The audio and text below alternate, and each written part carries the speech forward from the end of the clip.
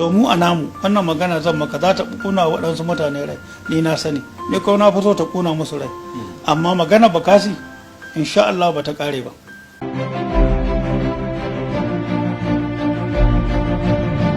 Tambarin Hausa, aman gaskiya.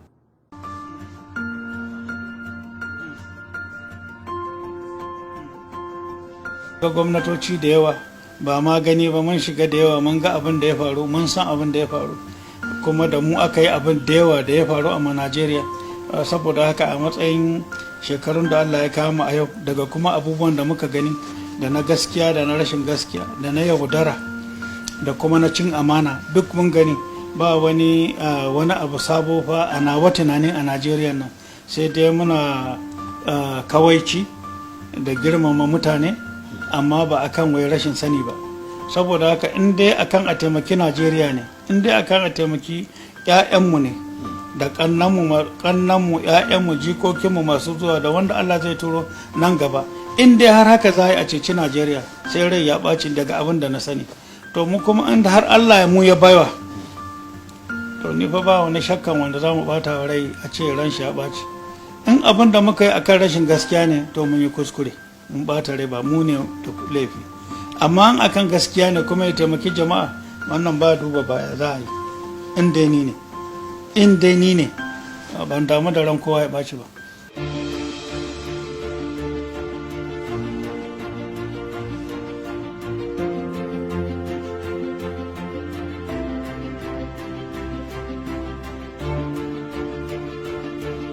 Wato akwai makirce-makirce da yawa akan Najeriya daga waɗansu manyan ƙasashen duniya. Shugabanninmu manya da yawa ba su yi la'akari da abubuwa da yawa ba.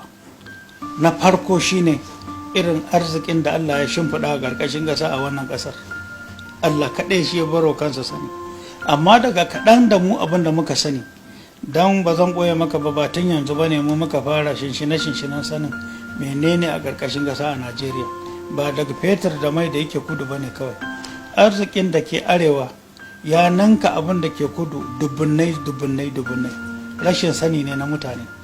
Amma yanzu da bani adam ya kirkiro tauraro na bani adam mai iya ganin abin da ke ƙarƙashin ƙasa, to shi yasa kullum suna ƙara gano arzikin da ke Najeriya, fitina za ta rika ƙaruwa wa Najeriya. Ma'ana suna ƙara ganowa, suna ƙara ta haddasa fitina a cikin ƙasar nan da kuɗin da ke hannunsu.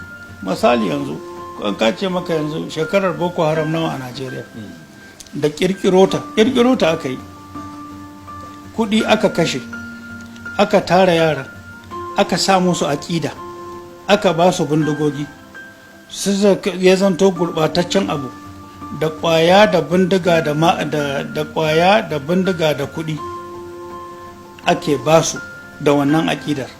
In ka tsaya ka duba yanzu misali, ka ce Boko Haram inda take su nawa ne?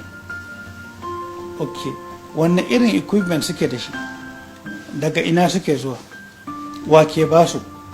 Matsayin sojan Najeriya a yau shekara 21 kenan Boko Haram. 1st November 1999 shine aka yi kirkiro Boko Haram, har zuwa yanzu shekara 21. Ku bar soja na ƙasarku suna yin fada na sunkuru na cin gida shekara 21, ya kunkar sojan ya zama ɗan sanda. Shi kuma ɗan sanda in kuka bar shi yana wannan alakar zama ta soja akan kawo zaman lafiyar cikin ƙasa, shi kuma da halayen soja zai ɗauka, ba halin polis da kanansa da mutane ba. Saboda haka duk biyun suna neman gyara. Shi yasa ba a so idan abu na cikin ƙasa ya faru haka a takura a sa soja yana yi dan dole, ba aikin shi bane. Aikin soja a shimfiɗe yake daban, wanda ya shafi rike ƙasar gaba ɗaya ne, ta sama, ta ruwa da ƙasa. Akwai kowanne yadda aka shimfiɗa nasu aikin. Amma yau in ka duba aikin duk na ɗan sanda ake yi, saboda cikin gida, saboda an ƙirƙiro mana fitina da ganga. Sai ka ce menene dalilin ƙirƙiro wannan fitina?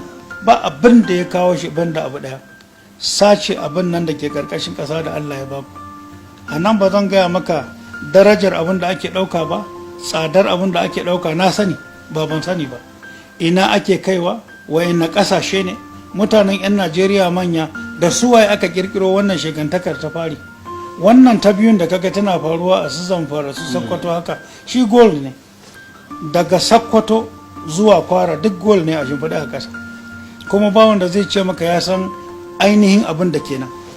Kuma a ƙasar nan kaga arewa maso gabar ba in duk Afirka ka ce ni Mustapha ne na gaya maka ba inda ya kai ta arziki, babu inda ya kai su arziki. Yanzu kaga Yobe, ni dan Yobe ne, amma yawancin mutanen Yobe ba sani ba. A duk cikin wannan jihohin da kyar ka sami mai arzikin Yobe, amma yau ita ce talaka, to amma ba san mai a ƙarƙashin ƙasan ba. Yanzu misali zan baka misali, ina wutar lantarki talaka yana samu ba ya yi tsada ba, ba waɗansu kamfanin ka bane suke siyar da wutan su jawo su siyar a siya da tsada, amma ba ku dalilin samun wuta da tsada. Kowane ɗan Najeriya ya kamata a ce akwai wuta a gare shi.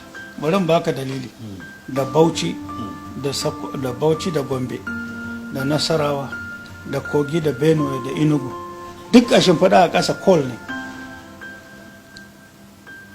Kuna da iska, akwai abin da ake an sa shi wannan abin mai kaman fanka, inda iskar take sai a tara, wannan juyawan da yake duk jawo wutar lantarki yake. Ina naku? Allah ji rai yar aduwa ya yi wa Katsina, amma ga abin nan duk a shimfiɗa a ƙasa, mun kasa sanin amfanin, kuma muna nan muna complain cewa ina magani ba wuta. Kuma dukkan manya-manyan kogunan ku kun bar ƙasa duk ta cike, daga an gama damuna za ka ga ya bushe, to akan yashe saboda a bar ruwan nan yana tafiya don saboda dam, kuma ya bar mutane su rika yin noman rani ba ɗaya kanwa biyu. Haka wannan dam ɗin da za a rika tallafa mata wucewan wannan ruwan da ana yashe yawancin kogunan namu, dam ɗin za ta yi aiki sosai lokacin rani, kuma a rika samun wuta da arha. Akwai gas, duk Afirka ba wanda ya kai ku yawan gas, sai dai a kwatanta ku da Rasha. Yawan gas da ke Najeriya, mai da muke da shi kankani ne akan gas da Allah ya bamu. Har yanzu ba mu daukan gas din, wanda yake da gas kuma ya kukan wuta to lalle gara mahaukaci da shi. To a haka muke tafe yanzu. Duk dalilan a samu wutar lantarki kuna da shi, wanda zai kai ku shekaru ɗaruruka masu zuwa cikin sauƙi da kwanciyar hankali, ba ku amfani da shi.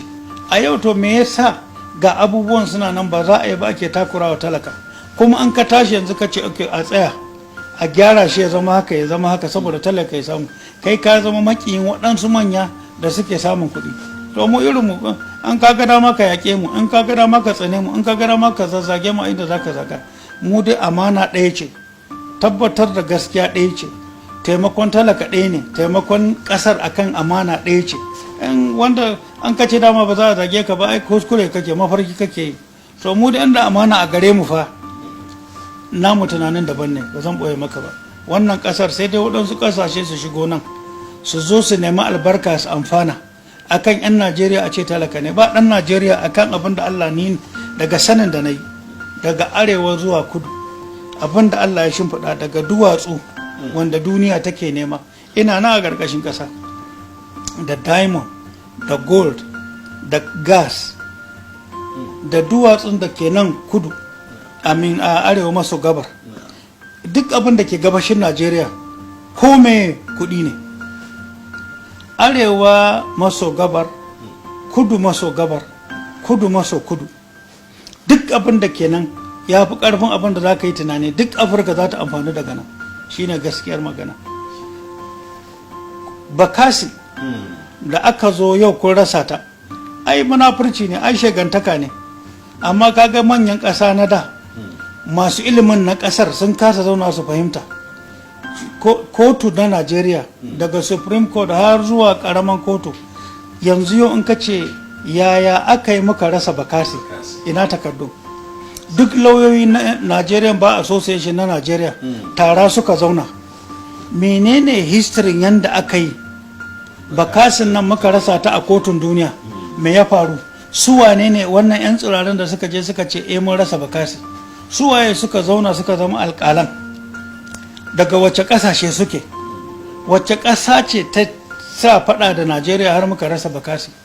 Menene a Bakasi, menene mahimmancin Bakasi akan zaman lafiyar Najeriya, akan zamantakewar Najeriya, akan maritime security na Najeriya, wato abubuwan harkar ruwa gaba ɗaya da movement na dukkan jiragen ruwa har nan namu na navy. Wannan bakasi da kake gani hatsari ne rasa ta ba karami ba, kuma asara ce wacce yake ba wani wanda zai ce kai tsaye zai gaya maka irin asarar da aka yi na rasa ta. Amma aka zo har da girmamawa aka ɗauki babban sojan Najeriya aka sa shi je ya miƙa ƙasar zuwa ga waɗansu mutane. To mu a namu wannan magana zan maka za ta kuna waɗansu mutane rai, ni na sani, ni kuma na fi so ta kuna musu rai. Amma magana bakasi insha Allah ba ta ƙare ba. Ni na gaya maka magana bakasi ta Najeriya ce kuma ba ta ƙare ba. Akwai munafurci babba daga waɗansu manyan ƙasashen duniya, amma kowane matsala ka gani Allah ya bayo bani Adam hikima da hankali da basira na yanda za a yi da abin. Kwata-kwata shine ka san matsalar, yanda za a yi akwai shi, ba zan faɗa ba.